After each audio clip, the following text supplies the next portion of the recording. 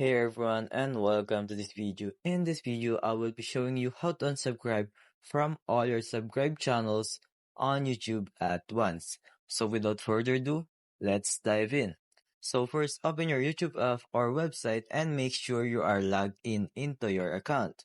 Once you are in, go to your subscription page where you will see all the channels that you are currently subscribed. But unfortunately, YouTube doesn't offer a built-in feature to unsubscribe from all the channels at once. So you will have to do it manually or you can use a browser extension. One way to make this process quicker is by using an extension like YouTube Unsubscriber. Just install the extension and it will allow you to unsubscribe from all the channels with a single click. But if you preferred not to use an extension, you can still do it manually. Just go to each channel and click the unsubscribe button. Alright? It might take a bit longer, but it gets the job done.